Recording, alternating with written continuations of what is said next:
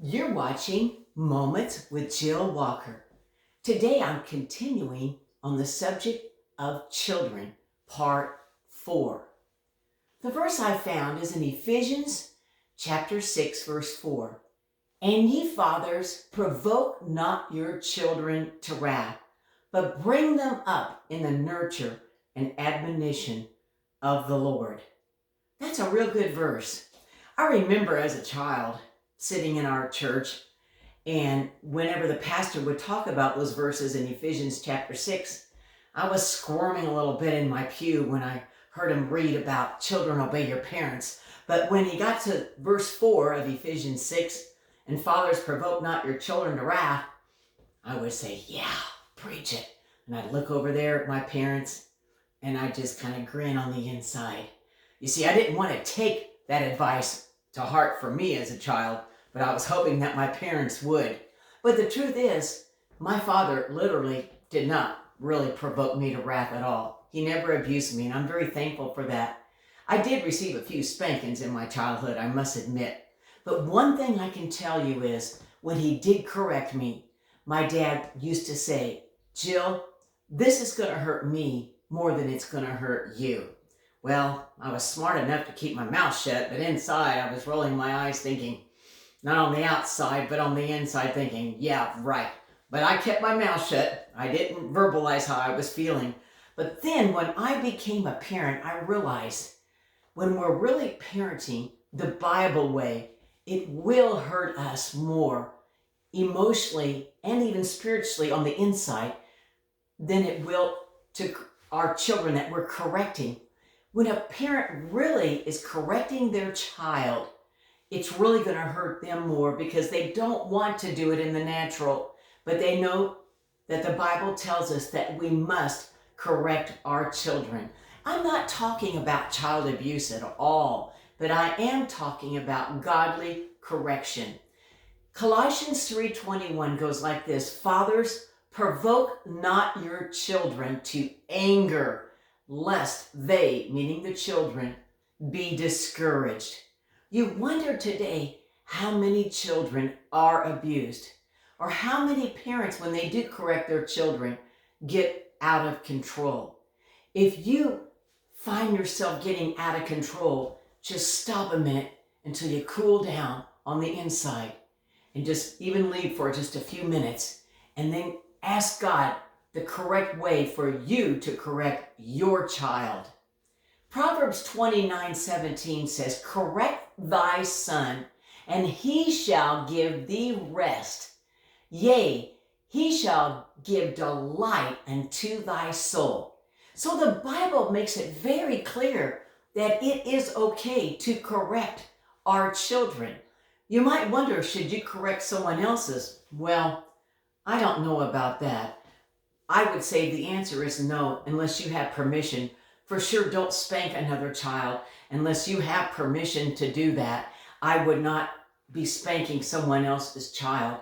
And anyway, it says in Proverbs chapter 19, Chasten thy son while there is hope, and let not thy soul spare for his crime. In other words, the Bible warns us that the child may end up crying, but that's okay. Chasten him while there is hope. While that child is still young, you can do the proper biblical correction.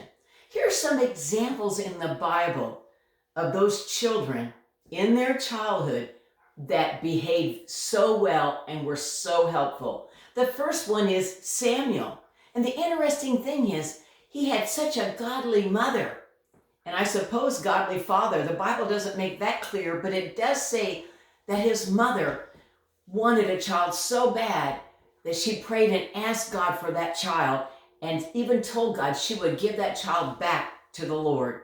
So she took him to a temple when he was of age and weaned. She took him to a temple to grow up there. But that atmosphere wasn't as godly as it should have been. She went to see him for sure at least once a year. The Bible doesn't really tell how often except once a year. So maybe that was all. Maybe she went more, but we know it was at least once a year. And it was in such a ungodly place. You would think a church would be a right atmosphere for a child to be raised in. But Eli, the priest, had some ungodly sons that he would not correct. There you go. In spite of all of that, I believe it was the influence of Samuel's godly mother and her prayers that Samuel turned out to be a very godly man himself, in spite of the atmosphere he was around. The second example is the little maid, and that is found in 2 Kings chapter 5, verses 2 and 3. It doesn't give her name, but she was captured from the enemy, and she was taken into the home of Naaman.